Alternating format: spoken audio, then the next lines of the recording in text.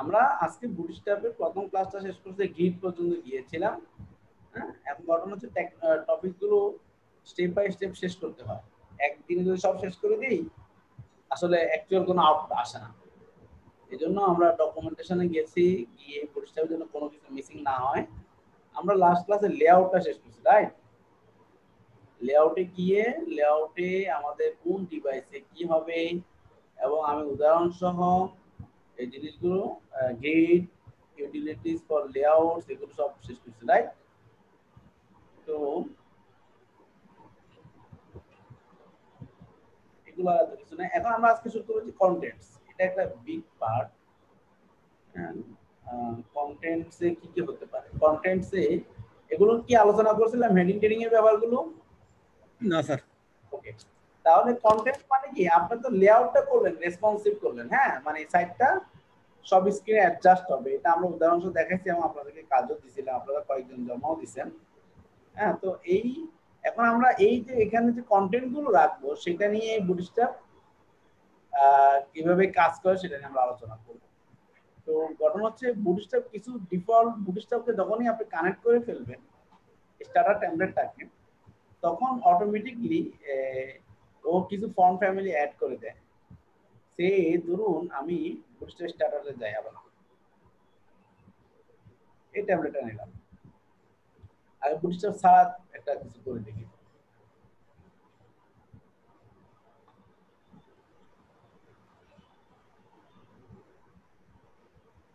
বলা শুনতে পাচ্ছেন? হ্যাঁ স্যার। শোনা যাচ্ছে না? হ্যাঁ স্যার, যাচ্ছে স্যার। তো এখন ধরুন আমি একটা সিম্পল এচটিএমএল ফাইল করব। আমাদের হচ্ছে F9 bootstrap second class dot HTML. এখানে নর্মাল এচটিএমএল বুটস্ট্র্যাপ লিখে আমি আমি হ্যালো ওয়ার্ল্ড লিখলাম, এই কথাটা লিখলাম। এটা ফন্টটা কেমন আছে দেখেন।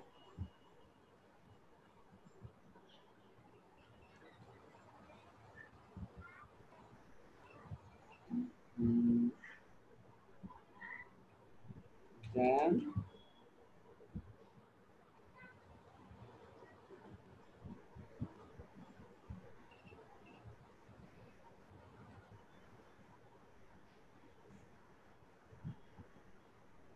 সব চালু আছে। তো আমি বলবো লোকাল হোস্ট F9।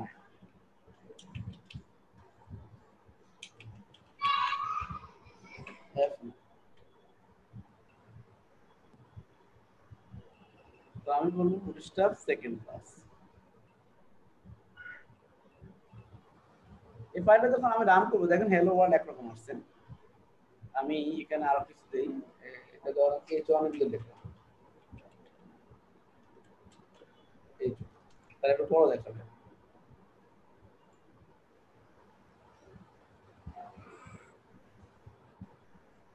ঠিক আছে, এই যে এরকম দেখাচ্ছে। এখন যদি আমি বুটস্ট্র্যাপে জাস্ট সিএসএস ফাইলটাকে ইনক্লুড করে ফেলি, সে আমার এখানে আমার ওপেন ডিসিশন কোন একটা ফাইলে আছে জাস্ট এই সিএসএসটাকে যদি ইনক্লুড করি,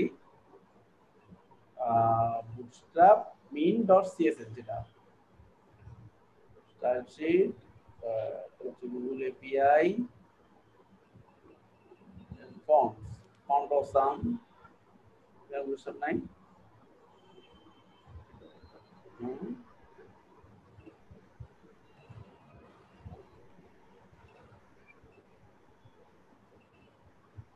আজ আমরা এখান থেকে নিই, ক্লাউড থেকে নিই, সে এটা কপি। এখন এটা ইনক্লুড করলে দেখেন আমি কিন্তু কোনো ফন্ট অ্যাপ্লাই করি নাই, বুটস্ট্র্যাপ অটোমেটিকলি চেঞ্জ করে ফেলতেছে। এই হ্যালো ওয়ার্ল্ডটা কেমন হয়েছে দেখেন তো, চেহারাটা চেঞ্জ। হ্যাঁ, মানে আমি কিন্তু কোনো ক্লাস বা ডিজাইন অ্যাপ্লাই করে না, কিন্তু সে চেঞ্জ হয়ে যাচ্ছে। এটা আপনাকে মাথায় রাখতে হবে। বুটস্ট্র্যাপ কি করে সে বিষয়ে এখানে বলছে, যদি তুমি বুটস্ট্র্যাপকে অ্যাড করে ফেলো তখন তোমার এই চেঞ্জগুলো হয়ে যাবে। কি কি চেঞ্জগুলো হয়ে যাবে? তোমার ফর্মগুলো হয়ে যাবে, অ্যাপল সিস্টেমের জন্য হয়ে যাবে এটা, রোবোটো ফর্মটা অ্যাড হয়ে যাবে, লিনাক্সের জন্য নটো সায়েন্স অ্যাড হয়ে যাবে, ইমোজিগুলো এগুলো সাপোর্ট করা শুরু করবে। তাহলে কোন হেডিং এর জন্য কোন কিভাবে দেখাবে সেটা দেখাচ্ছে। ওকে, অলরেডি আমরা এই চল দেখাইছি। লিস্টগুলো কেমন দেখাবে তখন আপনাকে কোনো আর কিছু করা লাগবে না,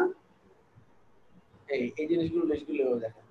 তারপরে যে হচ্ছে ডেসক্রিপশন লিস্টগুলো এভাবে দেখাবে, আনঅর্ডার লিস্ট অর্ডার লিস্টগুলো এভাবে দেখাবে। এই টেবিলগুলো তখন অটোমেটিক এরকম হয়ে যাবে, ফর্মস গুলো তখন এরকম হয়ে যাবে। কিন্তু ফর্মে যখন ক্লাস ইউজ করবেন তখন ডিফারেন্ট, বাটন গুলো তখন অটোমেটিক এরকম হয়ে যাবে, অটোমেটিক কিছু ডিজাইন সে নিয়ে নিবে। মিসেলেনিয়াস আদার্স গুলো যে অ্যাড্রেস ট্যাগ, তারপর কি হচ্ছে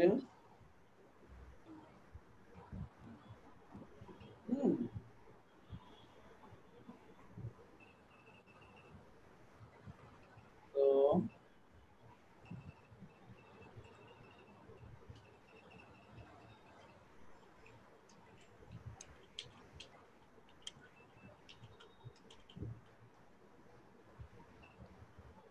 এইখানে একটা বলে দিচ্ছে যে তোমার অটোমেটিকলি সবকিছু এরকম চেঞ্জ হয়ে যাবে কোনো ডিজাইন ছাড়াই। সে আমি বুটস্ট্র্যাপটাকে আবার নাই করে দিই, আবার নাই করে দিই, আমি একটা ফর্ম দেব বা বাটন দেব বা ক্লিক, ঠিক আছে। এখন বাটনটা অ্যাজ ইউজুয়াল এভাবে দেখাচ্ছে, হ্যালো ওয়ার্ল্ডটা এরকম দেখাবে, বাটনটা এরকম দেখাবে। আচ্ছা, এখন যখন আমি বুটের সাথে অ্যাড করে ফেলবো, আবারও অ্যাড করতেছি, বাটনটা একটা ডিফল্ট ডিজাইন বুটস্ট্র্যাপের জন্য নিয়ে আসবে, দেখছেন একটু নিয়ে আসছে, হ্যালো ওয়ার্ল্ডটা একটু চেঞ্জ হয়ে গেছে। আবার আমরা যদি বাটনটাকে এখানে বলি ক্লাস বাটন বাটন প্রাইমারি, এটা বুটস্ট্র্যাপ ক্লাস। আর আবার আধা ঘন্টা পরে আসলে কি হবে? Sorry sir. দেখছেন যে ক্লিক একদম বাটনটা অনেক সুন্দর হয়ে গেছে। তো আপনার সাথীরা কোথায়? ফেল করবে কিন্তু। আচ্ছা স্যার, আসবে। আর সবুজ স্যার কোথায় জেনে যাচ্ছে বাসের ভিতর, এই জন্য আসতে পারেননি, আমাকে বলছে। দেখেন এই যে দেখেন, তার মানে ডিফল্ট একটা ডিজাইন নিয়ে যায়, নিয়ে আসে, এবং আপনি যদি কোনো সিএসএস ক্লাস অ্যাড করেন বুটস্ট্র্যাপে সেটা তাহলে সেভাবে ডিজাইনটা দেবে, সেটা আমরা পরে আসতেছি। এখানে মূল উদ্দেশ্য তো বুঝতে পারছেন যে বুটস্ট্র্যাপ বাই ডিফল্ট একটা ডিজাইন আপনার জন্য নিয়ে আসতেছে। পয়েন্টার গুলো কেমন নিয়ে আসে সেটা বলছি, যে পয়েন্টারটা এরকম নিয়ে আসবে, নন বাটনের জন্য, এলিমেন্ট বাটনের জন্য, অ্যাড্রেসটা এভাবে নিয়ে আসবে, ঠিক আছে। তো এখানে কেউ আসিফুল ইসলাম শান্ত ট্রাই করার পরে উনি অ্যাড হয়েছে আমাদের জানাই নেই, পরে আসবে আর এসেই চাইবে যে বিকেলে দিতে হবে না। না স্যার, ও নাকি ট্রাই করতেছিল অনেকক্ষণ থেকে, আমাকেও বললো জয়েন হতে পারতাম। কিছু অনেক 1 মিনিট হয়েছে, 1-2 মিনিট হয়েছে। তাও আমরা এই জিনিসটা বুঝলাম যে বাই ডিফল্ট বুটস্ট্র্যাপ এইভাবে ডিজাইন গুলো নিয়ে আসবে। কারণ এই কনসেপ্ট আমি যে এতক্ষণ আলোচনা করলাম এটাতে কোনো সমস্যা আছে? বুঝতে সমস্যা হয়েছে? হ্যাঁ স্যার বাই ডিফল্ট যে ইয়েটা ইন্টারফেসটা আনতেছে স্যার, এটা কি আমরা চেঞ্জ করতে পারবো পরে চাইলে? না, এটা তো চাইলে আমি চেঞ্জ করতে পারবো। আমি দেখা দিলাম না যে আমি যদি ক্লাস অ্যাড করি, ক্লাস অ্যাড জি করলে স্যার। ক্লাসের ডিজাইন আসবে, ক্লাস অ্যাড পার্টিকুলার এভাবে দেখাবে, এই ফর্ম এরকম দেখাবে, লিস্ট এরকম দেখাবে, টেবিল এভাবে দেখাবে, হেডিং গুলো এভাবে দেখাবে, প্যারাগ্রাফটা এরকম দেখাবে। কিন্তু চাইলে আপনি চেঞ্জ করতে পারেন, এটা হচ্ছে কথা। আবার হচ্ছে টিপোগ্রাফি, এবার এটা হচ্ছে রিবুট গেল, রিবুট মানে কি বুট হওয়ার সাথে সাথে চেঞ্জটা একটু হয়ে যাবে। এবার হচ্ছে মূলত মেইন ডিজাইন, যে তুমি চাইলে হেডিং গুলো টিপোগ্রাফি গুলো এরকম দেখাবে তোমার, মানে যে টেক্সট গুলো থাকবে, টাইপ গুলো থাকবে। তবে আপনি চাইলে যে কোনো একটা প্যারাগ্রাফ তো হেডিং আকার দেখাতে পারেন, ক্লাস টিচার। হ্যাঁ, ইন্টারেস্টিং না? আপনি প্যারাগ্রাফ দেখলেন, এই প্যারাগ্রাফ লিখলেন এখানে দা ডাইনামিক ওয়ে। এখন এটা একটা প্যারাগ্রাফ হিসেবে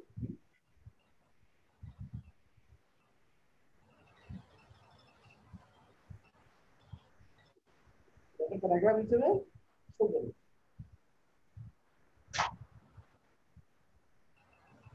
তো এখন এটা কিন্তু আপনি হেডিং এ করে শো করতে চান, তাহলে আপনি তার ক্লাস বলে দিন কোন হেডিং শো করতে চান। ক্লাস H1 বলে দিন। দেখেন তো এটা H1 হয়ে যাচ্ছে। দেখছেন H1 হেডিং এ সেগুলো আমরা করব। এইটাই এখানে বলছে যে আপনি এইভাবে ক্লাস দিয়েও প্যারাগ্রাফকে হেডিং করতে পারেন। তারপরে টেক্সট কিন্তু মিউটেড দেখাতে চান, এরকম দেখাতে চান, তখন ক্লাস টেক্সট মিউটেড দিতে পারেন। হেডিং গুলোকে এভাবে শো করতে পারেন, ক্লাস ডিসপ্লে 1 মানে হেডিং 1, ডিসপ্লে 2 মানে হেডিং 2 শো করবে। এভাবেও ক্লাস অ্যাড করতে পারেন। আমার লিড হিসেবে যদি শো করতে চান, যেমন এরকম যদি শো করতে চান, ক্লাস লিড দিতে হবে। এছাড়া আমাদের ওই যে আন্ডার ইউ ট্যাগ, তারপরে ডিলেট ট্যাগ, এই জিনিসগুলো অ্যাপ্লাই যদি করতে চান, তখন বুঝে কিরকম নিবে সেগুলো এভাবে দেখা যায়। ঠিক আছে, টেক্সট ইউনিট অ্যাব্রিভিয়েশনের জন্য কেমন নিবে সেটা এখানে দেখাচ্ছে, এভাবে দেখা নেবে। ক্লাস ইনিশিয়ালিজম, তখন ইনিশিয়ালিজম আকার দেখাবে এটা। আর অ্যাট্রিবিউট আকার এটা দেখাচ্ছে। ব্লক কোড যদি দেখাতে চান, ক্লাস ব্লক কোড ইউজ করেন, তখন ব্লক কোড আকার যেভাবে দেখানো হবে ব্লক কোড এভাবে দেখাবে। তারপরে ব্লক কোডটা কি জিনিস স্যার? ব্লক কোড মানে অনেক সময় কোড করি না, এই কোডটাকে ব্লক কোড ট্যাগের মধ্যে এসটিএমএল ট্যাগের মধ্যে লিখতে হয়। সেখানে ক্লাসটা বললাম তখন এটা এভাবে দেখা। এই তারপর যে ব্লক কোড একই জিনিস অ্যালাইনমেন্ট গুলো যা বুঝতে চান, যেমন টেক্সট সেন্টার, তখন একটা সেন্টার চলে গেছে। ব্লক কোডের মধ্যে কোন একটা টেক্সট সেন্টার দিতে চান, ব্লক কোড ফুটার দেওয়ার পরে এটাকে যদি আপনি বলে দেন someone in title source type, someone famous in source type, তো টেক্সট সেন্টার এটা পুরোটা সেন্টার হয়ে গেছে। আবার এটা ফুটার দেওয়াতে এটা ফুটার হয়ে গেছে, নিচে চলে আসছে। একটু দেখলেই পাবেন লাইট টেক্সট লাইট হয়ে গেছে। এই লিস্টগুলো কেমন আসবে সেটা বলে দিচ্ছে। আপনি আবার চাইলে বলতে পারেন লিস্ট আনস্টাইল, তখন আর লিস্টের কোনো স্টাইল থাকবে না। আর যখন কোনো আনস্টাইল না বলবেন, সাবগুলো নির্ভর হয়ে যাবে, বাকিগুলো আনস্টাইল। ইনলাইন, ক্লাস লিস্ট ইনলাইন মানে এক লাইন দেখানোর জন্য, মেনু করার জন্য আমরা এটা ইউজ করি। এই তারপর হচ্ছে এরপরে আপনার যদি ডেসক্রিপশন লিস্ট, আপনাদের আমি শিখেছিলাম ডেসক্রিপশন লিস্টগুলো কেমন দেখাবে সেটা দেখাচ্ছি। ডেসক্রিপশন টার্ম, ডেসক্রিপশন টার্ম, এভাবে দেখাবে। আর রেসপন্সিভ ফর্ম সাইজ আছে, টু আসলে বলছে বাই ডিফল্ট ফর্মগুলো আসলে বাই ডিফল্ট রেসপন্সিভ হয়। তো এটা আমি আপনাকে আজকে কিছু চিন্তা করা লাগবে না।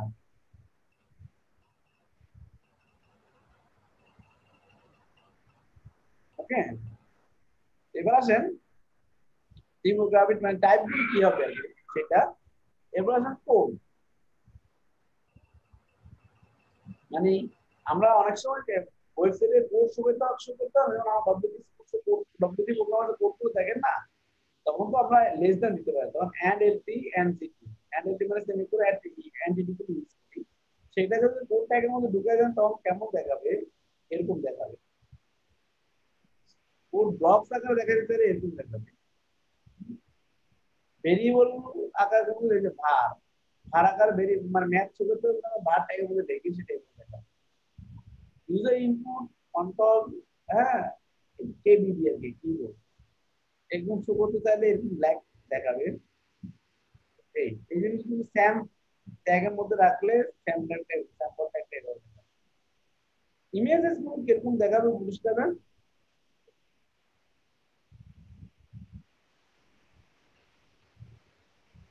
বুটস্ট্র্যাপে যদি আপনি কোন ইমেজের মধ্যে বলে দেন image fluid max, image fluid যদি বলে দেন, ম্যাক্স যদি 100% বলে এবং হাইট যদি অটো বলে দেন, তাহলে এটা অটোমেটিক রেসপন্সিভ হয়ে যায়। তো ধরুন আমি এইটা কি ইমেজ না, ধরুন আমি একটা অন্য একটা ইমেজ নিই,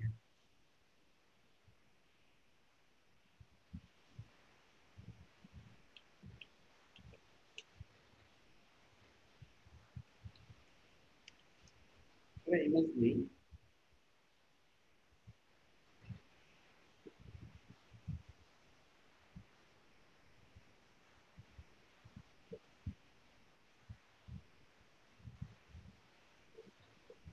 সে সে সে ধরুন আমি এই ডিজাইনটা মনে হলো যে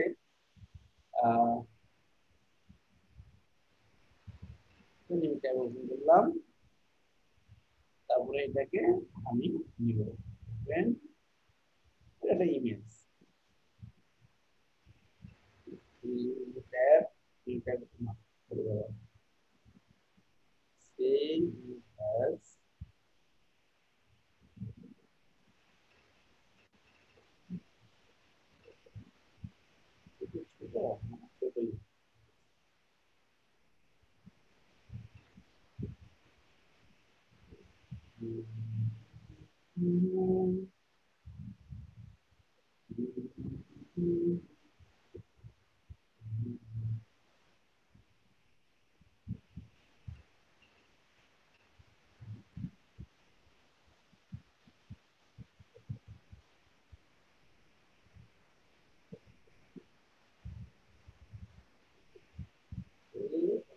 নিউ ট্যাব ঠিক আছে পাইছি।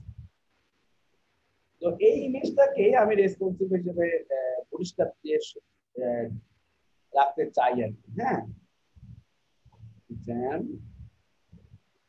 ডগস 9 সে কয় তারিখ, 11 তারিখ,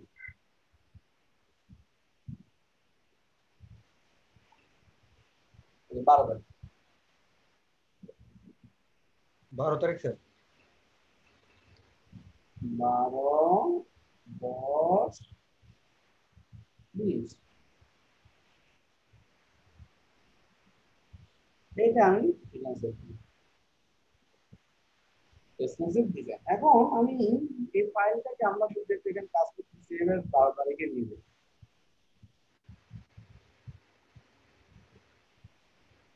ওকে, তো এখন এখানে একটা ইমেজ আনবো আমি, দেখেন এখানে বলছি যে কিভাবে আনতে হবে।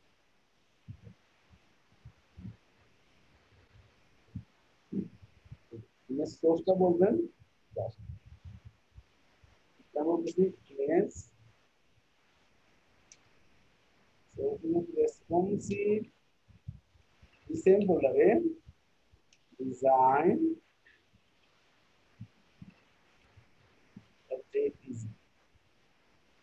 ক্লাস কিন্তু হচ্ছে ফ্লুইড,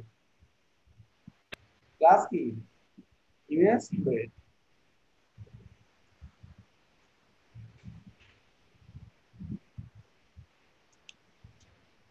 ইমেজ ফ্লুইড,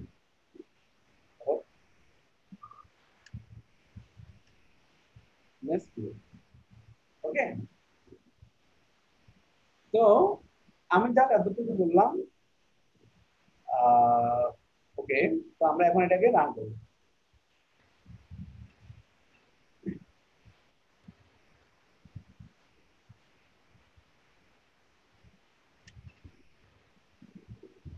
নিশ্চয়ই 12 তারিখ। এখন এটা,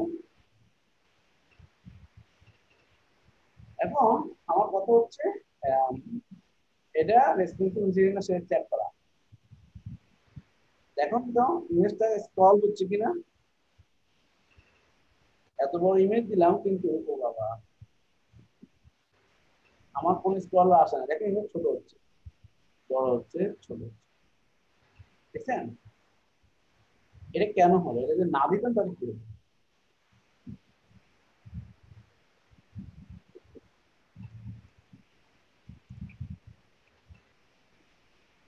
কি হবে?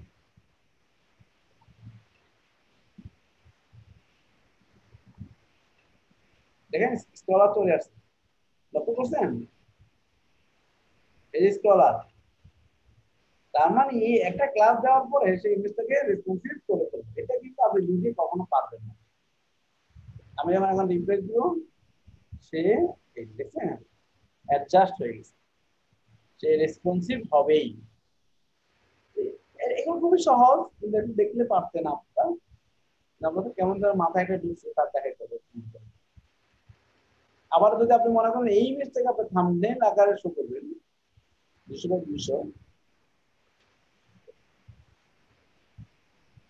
তখন আপনি বলবেন ইমেজ থাম্বনেল। এখন দেখেন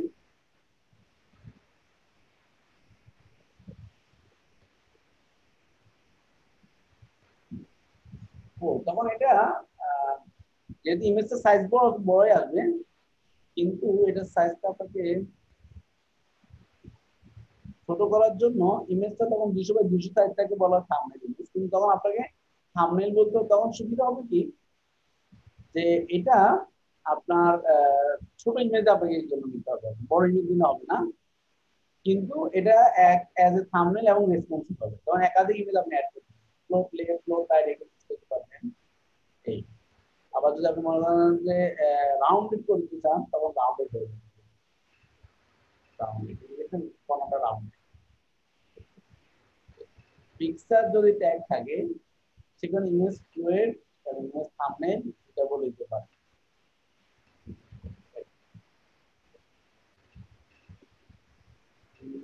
এখন ডাক্তার কারেন্টে ডাক্তার খাইছে, আপনারা দেখতে পাচ্ছেন আমার স্ক্রিনটা? হ্যাঁ চলে আসছে। এটা ছিল ইমেজের গল্প। ইমেজকে রেসপন্সিভ কিভাবে করতে টেবিলস।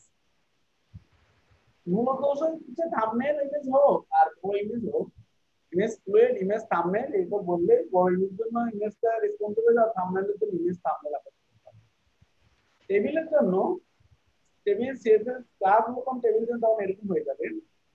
আর যখন টেবিল ডার্ক বলে দিবেন তখন ডার্ক হয়ে যাবে। টেবিল যখন হেড করবেন, কি হেড লাইট, কি হেড ডার্ক, লাইট আর ডার্ক হবে। স্ট্রাইপ হলে একটা হোয়াইট একটা গ্রে কালার হবে টেবিল স্ট্রাইপের কারণে। টেবিল স্ট্রাইপ কিন্তু ডার্ক বললো তখন এরকম অল্টারনেটিভ কালার হবে। টেবিল বর্ডার বলে টেবিলটা বর্ডার হিসেবে শো করবে। টেবিল বর্ডার বলে আমার ডার্ক থেকে বর্ডার হবে। বর্ডার লেস যদি বলেন তাহলে টেবিল বর্ডার লেস, তখন টেবিলের কন্টেন্ট কিন্তু বর্ডার থাকবে না। বর্ডারলেস টেবিল ডার্ক হলে এরকম দেখাবেন। হোভারেবল টেবিল হোভার, তখন হোভারেবল হবে। তারপর যে হচ্ছে ডার্ক হোভার, স্মল টেবিল হলে তখন টেবিলটা ছোট করে দেখাবে, অ্যাসেন টেবিল অ্যাসেন। টেবিল ডার্ক এসএন। এই যে বাবা আপনাদের স্পেসিফিক বলতে পারেন এগুলোকে, যে তুমি কি আর ও স্টোভ ও কন্টেক্সচুয়াল ক্লাস। আপনি প্রত্যেকটা টেবিল প্রাইমারি টেবিল থাকে বাটনের মতো, টেবিল থাকছে টেবিল ডেঞ্জার ওয়ার্নিং বেরোলে এই কালারগুলো আসবে, কনসেপ্ট কালারগুলো আসবে ডার্কের জন্য।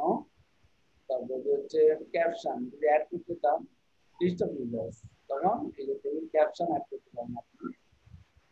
লিস্ট অফ ইউজার্স এটা আপনার ইউজ করবেন। হ্যাঁ, টেবিল রেসপন্সিভ বলে টেবিলের রেসপন্সিভ, ঠিক আছে। ব্রেক পয়েন্ট স্পেসিফিক, হ্যাঁ আপনি আবার বলতে পারেন যে কোন ধরনের ডিভাইস রেসপন্সিভ। ড্যাশ এসএম মানে স্মল ডিভাইস, ড্যাশ এমডি মানে মিডিয়াম ডিভাইস, এলডি মানে লার্জ ডিভাইস, এক্সএম মানে হচ্ছে এক্সট্রা লার্জ ডিভাইস। এগুলো আপনি বলতে পারেন। আমি একটা উদাহরণ দেখাই দিই টেবিলের জন্য সব ফিচার গুলো দিয়ে। হ্যাঁ, এখানে একটা কর্নার সাব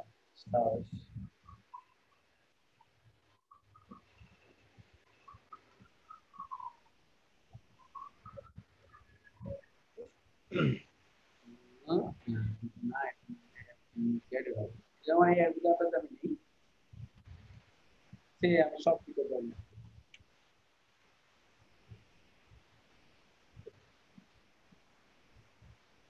আমি এখানে বলি স্কোপ বলা লাগে না, টেবিল টেবিল হোভার বলে দিই। টেবিল স্ট্রাইপ আবার টেবিল কনডেন্স একটা টেবিল 68 টেবিল কার টেবিল রেসপন্সিভ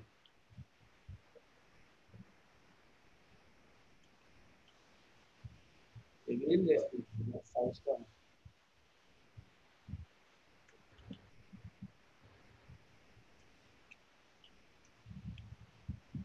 এগুলো সব বললাম এখন তাহলে হবে কি অল্টারনেটিভ কালার হবে এবং টেবিল আছে টেবিল কি স্মল বলছে নাকি table table hover table stripe table কার টেবিল রেসপন্সিভ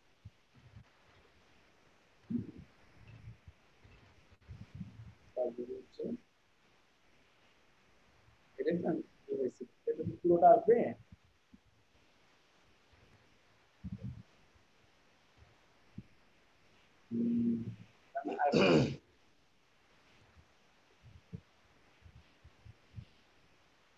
টিহেড শো আছে রো গুলোকে উঠাই দিতে স্কোপ গুলো উঠাই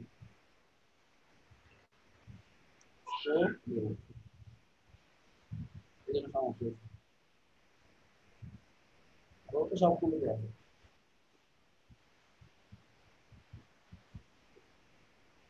এটা আমি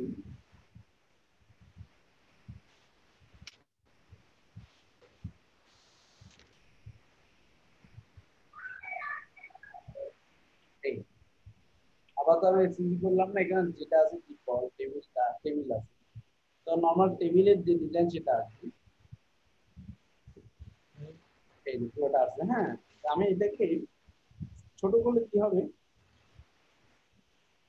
টেবিল তো কন্টেন্ট কমের জন্য আসলে আগে শুরু হয়ে যাচ্ছে সমস্যা নাই কিন্তু আমি যদি এখানে করে টেবিল হোভার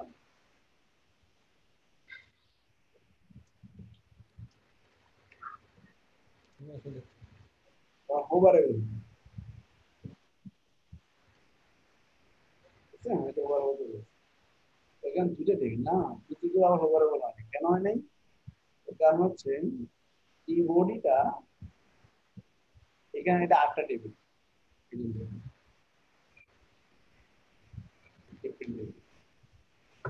তারপর যদি আমরা বলি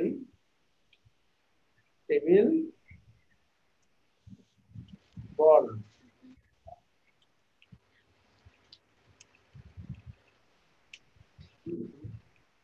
তখন টেবিলটা বর্ডার হয়ে যাবে বুঝছেন টেবিল বর্ডার হয়ে যাবে আর যদি টেবিলের স্ট্রাইপ বলি আমরা যদি উপরের বুট স্ট্রাপটা না দেই তাহলে তো আর এই ডিজাইন আসবে না আমরা তো হ্যাঁ এই যে টেবিল স্ট্রাইপ বললে স্ট্রাইপ স্ট্রাইপ হয় না বানান বলেছে পিইডি অল্টারনেটিভ কালার জন্য অল্টারনেটিভ কালার গুলো আছে আবার আপনি একটা রোকে বলতে পারেন টেবিল প্রাইমারি ক্লাস সেই এটাকে বলতে পারেন ক্লাস টেবিল প্রাইমারি তখন এই রোটা প্রাইমারি কালার হয় ঠিক আছে এটা প্রাইমারি কালার টেবিল রেঞ্জার এবার বলতে পারেন আপনি তো আশা করি বুঝতে পারছেন টেবিলের বিষয়গুলো দিচ্ছি ফিগারস আজকে এই কন্টেন্ট আমরা শেষ করবো আবার component figure documents example display related image text with figure component booster related image গুলোকে শো করার জন্য কোর্স হ্যাঁ তখন আপনি এখানেও ইমেজ নিয়ে মূলত যে figure class figure figure image image fluid down এটা খুব একটা লাগে না কিন্তু তাও দেখবেন না যে কন্টেন্ট এটা ছোট একদম এরপর আসেন কম্পোনেন্টস কম্পোনেন্টস হচ্ছে মূলত আপনি বিভিন্ন রকমের নোটিফিকেশন অ্যালার্ট গুলো দিয়ে কিভাবে চেঞ্জ করবেন যেমন এই যে অ্যালার্ট গুলো বিভিন্ন কালার জানেন কালার বিভিন্ন কালার শো করতে চান তখন alert alert primary alert alert secondary alert success alert danger alert one তখন এই সংশ্লিষ্ট কালার গুলো চলে আসবে ওয়ার্নিং জন্য চলে আসবে ইনফোর জন্য এটা আসবে এই আবার লিঙ্ক কালার গুলো যদি করতে চান তখন অ্যালার্ট লিঙ্ক গুলো যেমন এই যে alert alert secondary alert success হ্যাঁ অ্যালার্ট লিঙ্ক এর লিঙ্ক গুলো কালার হয় এডিশনাল কন্টেন্ট অ্যালার্ট সাকসেস দেখা দিলেন। হ্যাঁ, ডিসমিসিং এর জন্য তখন এরকম হতে পারে যে চলে যাবে, তখন আপনাকে কি লিখতে হবে, অ্যালার্ট ডিসমিসিবল পেড শো। আমি শিওর এখানে জাভাস্ক্রিপ্ট লাগবে, তা না হলে কাজ করবে না। তখন আমি একটু বুঝাই দেখি তাহলে জাভাস্ক্রিপ্ট লিখবে, মানে ফাইলটা লাগবে আর কি। জাভাস্ক্রিপ্ট ফাইলটা কি করতে হবে আমি দেখি। এখন হবে কি, সবই আসবে কিন্তু ডিসমিসিবল হবে না। এটা আসছে না, এটা সবই আসছে, এটা ডিসমিসিবল না হচ্ছে না, কারণ সে বলছে যে এটার জন্য এই জাভাস্ক্রিপ্টটা লাগবে। এটার জন্য রিকোয়ার ইউটিলিটিস যে ফাইলটা আছে সেটা আপনাকে কানেক্ট করতে হবে, এবং যে কুইটাকে কানেক্ট করতে হবে, তারপর এটা কানেক্ট করতে হবে, তাহলে আপনাকে কাজ করতে হবে। এটা যেহেতু একটু জাভাস্ক্রিপ্ট রিলেটেড কিছু ইস্যু আছে কম্পোনেন্টস এ, এগুলো এগুলো আমি আপাতত ক্লোজ করে দেই, কারণ আমি জাভাস্ক্রিপ্ট না শিখে আপনাকে এগুলো শেখাবো না। তো আজকে তাহলে আমাদের কন্টেন্টটা শেষ। তো আপনারা নেক্সট টাইমে যখন প্রজেক্ট করবেন কন্টেন্ট পর্যন্ত ব্যবহার করবেন, এগুলো আপাতত লাগবে, এগুলো আমি জাভাস্ক্রিপ্ট শিখে আবার ব্যাক করবো। কিন্তু জাভাস্ক্রিপ্টটা আমি সাধারণত পিএসপি পরে শিখি। কেন পিএসপি পরে শিখি? বিকজ পিএসপি যখন আপনি ভালো করে পারবেন তখন যে কোনো ল্যাঙ্গুয়েজ আপনার জন্য ডাইভার্ট হয়ে যাবে। কিন্তু অন্যান্য ল্যাঙ্গুয়েজ গুলোকে ডাইভার্ট করে দেওয়ার জন্য তখন আমি পিএসপিটাকে ভালো করে শেখাবো। তো আপনাদেরকে দেখুন প্র্যাকটিসের জন্য দিচ্ছি আগামী ক্লাসে। আজকে আরাফাত, সবুজ, আপনারা কোনো কাজ দেন নাই কেন?